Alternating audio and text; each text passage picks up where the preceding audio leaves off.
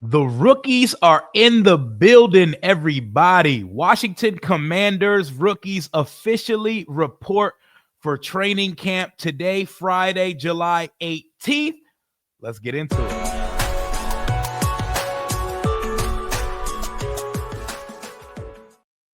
Happy Friday and good afternoon, Washington Commanders Nation. It's your boy Rio Robinson back with the latest and greatest on the Ramblin' with Rio YouTube channel, where we ramble about our Washington Commanders. And after the signing or agreeing to terms with Trey Amos yesterday, all 5 of Washington's 2025 draft picks have been signed, sealed, and delivered, and including the undrafted free agents. All of the young pups will be entering the premises today to start training camp for the rookies. So when rookies report to training camp early, they get a couple days head start. Think of it like onboarding for a new job.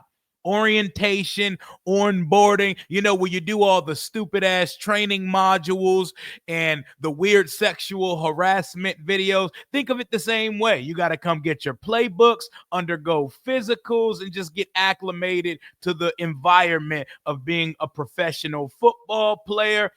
You get fitted up, you get your practice jerseys, and you get your lockers and all that good stuff.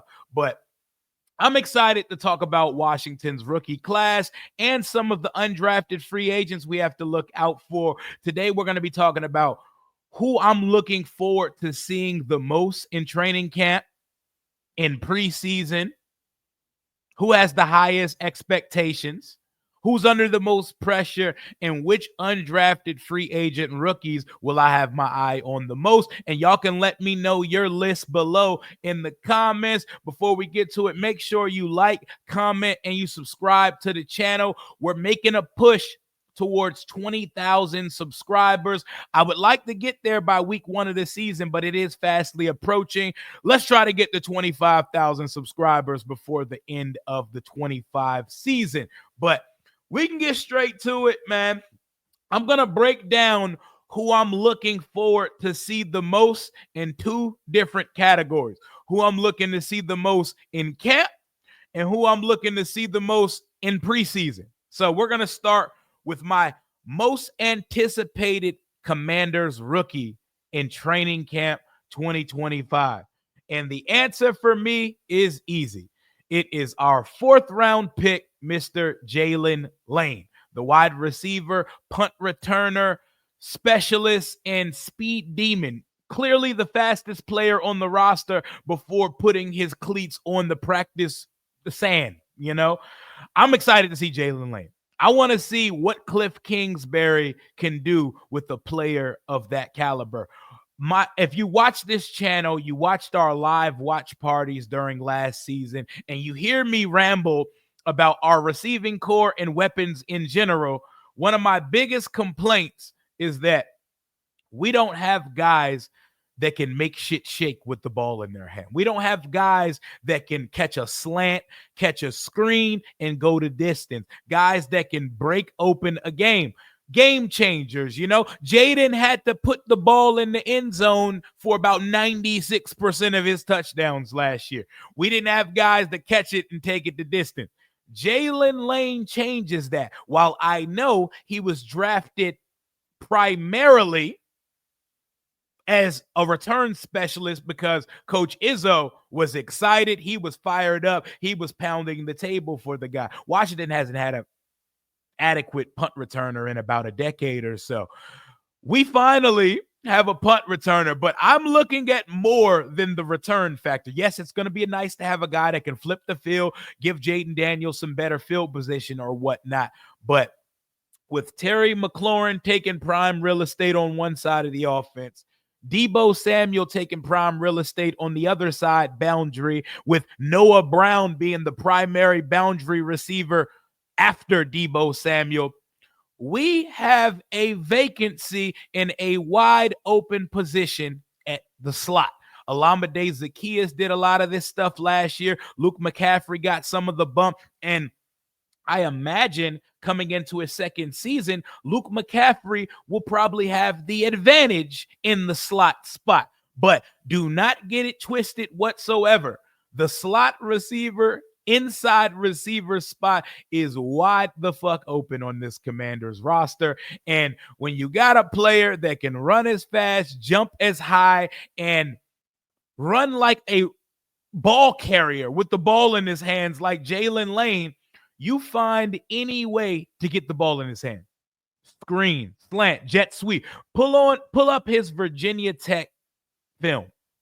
Watch him with a jet sweep on a reverse, on a screen, a slant, a drag. You just get a player like that in the open field. You put the ball in his hands and you let him do the rest. Literally, the only thing that kept him from having a perfect 10.00 relative athletic score is that he doesn't have the greatest size in the world. But for a 5'10, 5'11-ish receiver, he's got some girth to him. He's compact.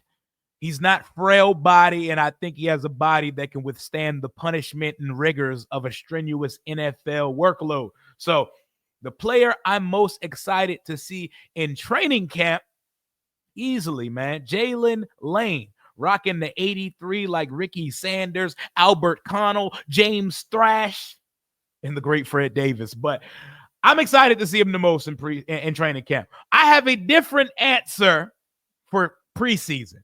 You know, we're going to count joint practice and preseason for the next guy on the list. A guy that recently followed me on X, by the way. Shout out to JCM, a.k.a. Bill.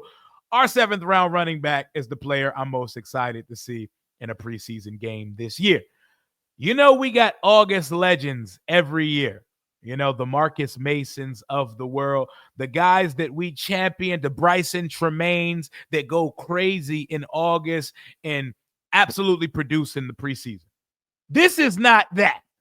This running back we took in the 7th round had no business being a 7th round pick. And in a year where we only had 5 picks at our disposal, every one of these guys matter. And they matter right now. And I couldn't think of a better NFL team to draft Ja'Cory Crosky-Merritt than Washington. A better situation for a 7th round running back, because I don't like to put unfair expectations or expectations at all for a 7th round pick, because most likely those guys are fighting for a roster spot. They're fighting on special teams just to be a part of the equation.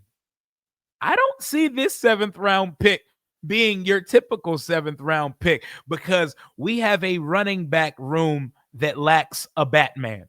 I think we have we have a collective, we have a committee, and usually when you have a running back by committee, it means you have no alpha in the room.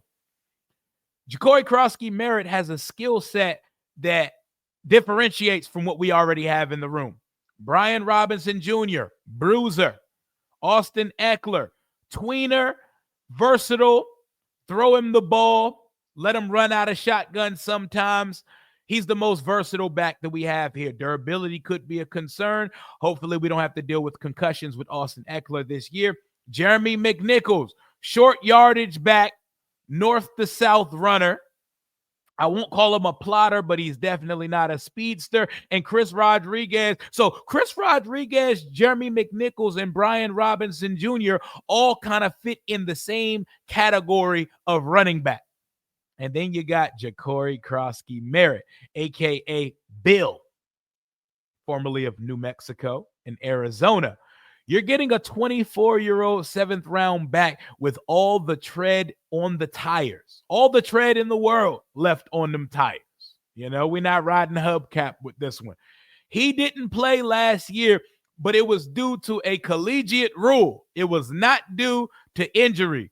And unlike most players who get sent home early for something, he stayed around the team for the entire season. He traveled with them. He worked out with them. He showed up to every practice, and he got a jump start on his pre-draft process, a pre-draft process where he went in and was player of the week at the East-West Shrine Bowl, and who they met with multiple times and showed clear interest before the draft. We get to the 7th round. It was an easy pick. Anthony Lynn sees something that we are missing in the room, and it does not take long when you turn on the tape. And when you watch the small clips of him from minicamp, rookie minicamp, OTAs, You see something that we don't have in that room. You see a guy with lateral agility. You see a running back that's intentional, that gets the ball in his hand and knows where he's going with it. You see a running back that can jump cut.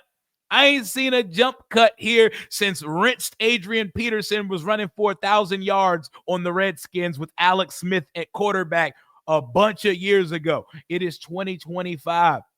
If you don't have a running back in your room with some wiggle to it, I don't know what to tell you. You need somebody that can make plays. We wanted a home run hitter at the running back position. Ja'Cory Krosky-Merritt can hit home runs, and he has speed. He has juice. He has explosion.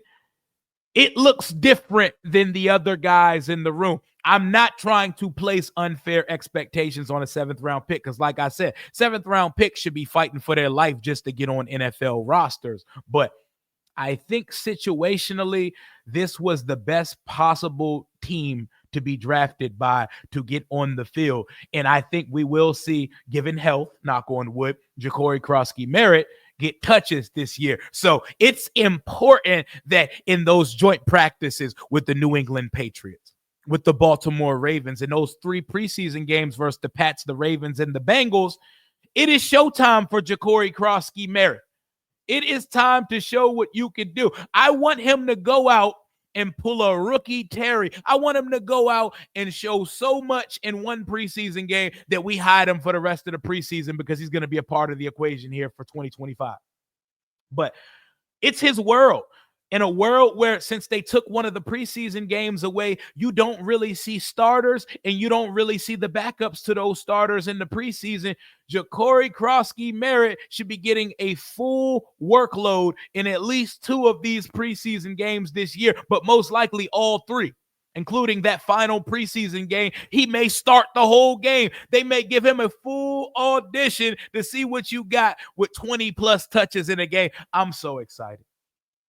I just can't hide it. I cannot wait to see Ja'Cory Krosky-Merritt in the preseason. For those who say, who cares about preseason football games? Me, I do. Because between May and mid-July, it is painful to get through the sports world with no football being played, with no practices to talk about, and a very minimal amount of news about your favorite team. I am excited as shit to see a live simulcast of joint practice and to see exhibition games. One of our preseason games is on Monday Night Football. I want to see Ja'Cory Krosky-Merritt and Jalen Lane getting active on them boys on primetime.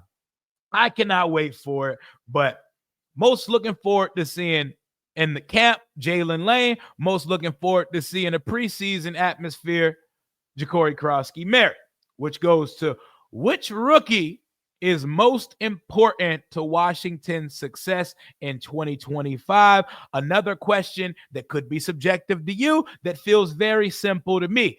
And the answer is the pick that we agreed to terms with yesterday afternoon, Mr. Trenavian Amos. Famous Amos in the building, number 23, starting boundary corner opposite Marshawn Lattimore.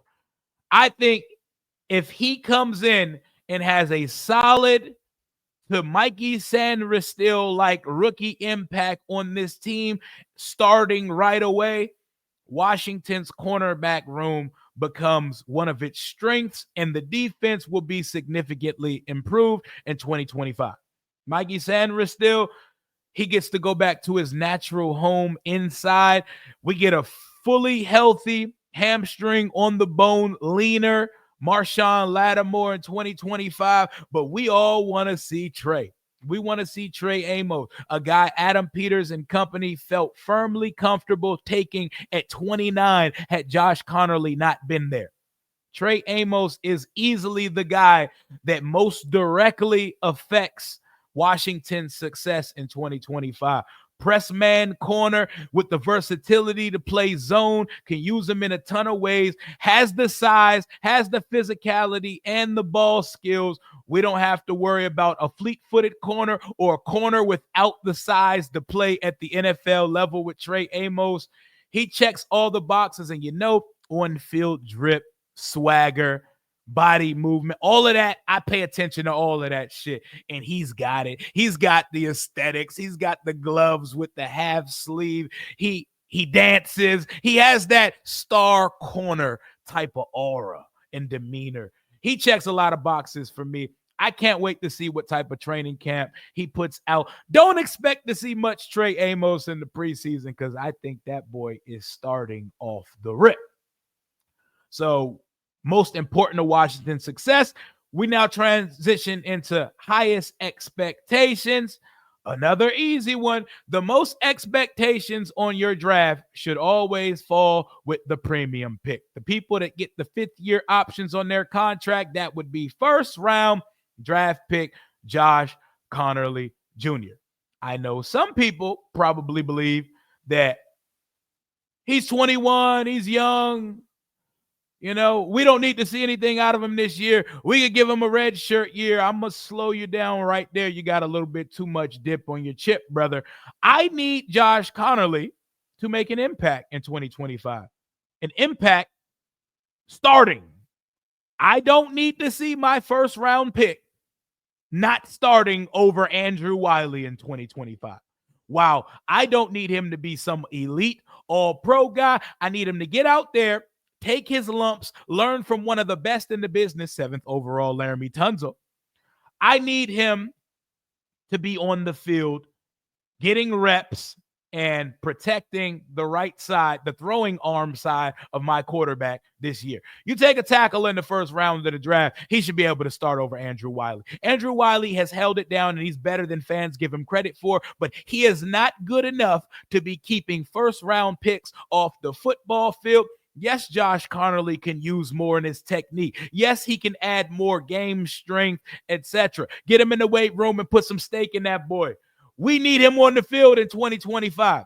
First round pick. Y'all loved him. You said y'all were sweating him being there at 28th to pick. So put him out there on that football field and let him get better, man. Like I said, we don't need him to be the best offensive lineman in the league. And shout out to offensive linemen, by the way. They are now being recognized by the league. We're now getting a best offensive lineman in the league award. You know how they got offensive player of the year, MVP, and NFL honors. Now there is a best lineman award. The big uglies up front in the trenches matter so much to the game of football. Back to Josh Connerly Jr., though. I need him starting. I need him healthy. I need him growing and taking heed to the tutelage of one Laramie Tunzel. Don't need him in the strip clubs or park or up Rose Bar with Laramie Tunzel on the weekends. But on the football field, I need him following him around like that awkward stage of a new job where they got you shadowing a veteran employee. Josh Connerly Jr., highest expectations going into 2025 out of Washington's rookies. And undrafted free agent, big three for me that I'll be paying attention to. Number one on the list, Ja'Cory Brooks. Ja'Cory Brooks, 6'3" wide receiver out of Louisville and formerly of Alabama. Ja'Cory Brooks has a size profile Washington does not have in the room. Terry McLaurin, 6 feet tall. Deebo Samuel, 6 feet tall. Jalen Lane, 5'11". Luke McCaffrey and Noah Brown are like the only size we really have in that room. We need a 6'3" possession receiver. We don't currently have one that we know for sure is going to be a part of the mix here. And Ja'Cory Brooks looked pretty good in OTAs. You know, he's even caught passes from Jaden Daniels. I remember a world here where undrafted free agents and guys that do not dress on Sundays never lined up with the starting quarterback at practice. So that's obviously a good sign for him. Another player on my short list of I'll be watching everything they do from a preseason standpoint. Number 2 on my undrafted free agent watch list, Robert McDaniels, the safety out of Jackson State. Great size, height, weight, speed guy in a room where we are very unsure. There's uncertainty of what the depth of that room looks like, with Will Harris and Quan Martin taking the lead at safety and Jeremy Reeves being the reserve at the safety spot.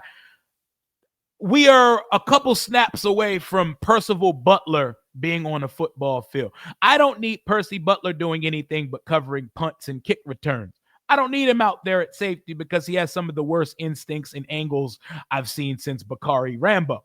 Robert McDaniels has a shot to make the final roster this year. Tyler Owens, that's another player. He played mostly preseason. He played mostly special teams for us last year. You know, the guy with the creative player build with the linebacker body that moves like a safety. Tyler Owens and Robert McDaniels are the most athletic guys we have in the safety room.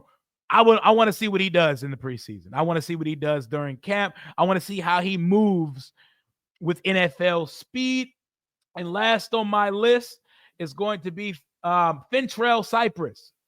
I know they said, Rio, you forgot all about Fentrell Cypress. He's the one wearing 24 right now. Well, him and Casimir Allen are going to wear the dual 24s, but we know Von Miller will be wearing that for the season because veterans over guys that are roster bubble guys. Fentrell Cypress, who's going to be the last cornerback in the room?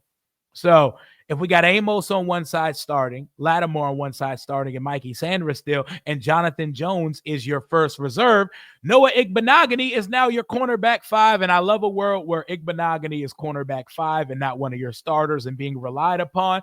Who's going to be that corner 6? We're keeping 6 corners on the roster this year. It could very well be an undrafted free agent. This is the guy that played opposite Azarie Thomas in Florida State. He's played against some big teams, and he's had a lot of smoke come his way, seeing that teams avoided Azarie most of the time. I'm excited to see them. Those are my big 3 of undrafted free agents to sign. I'm not going to go too deep in it today. If anything else comes out, you let me know. But just to run down what we spoke about today.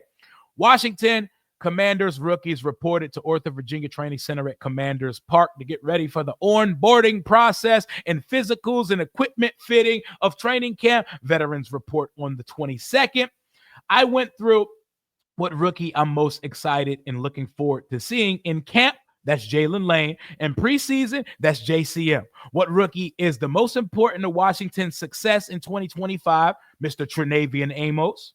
Highest expectations for this season, Josh Connerly Jr., and undrafted free agent rookies to watch for Ja'Cory Brooks, Robert McDaniels, and Fentrell Cypress. This is not a knock or a slight on linebacker Bruin Kane Madrano. I just think he's more slotted to be a special teams guy and a safety linebacker hybrid tweener on some Josh Harvey Clemens shit until we find a role for him in the linebacker room and he starts to put on some more of that NFL body.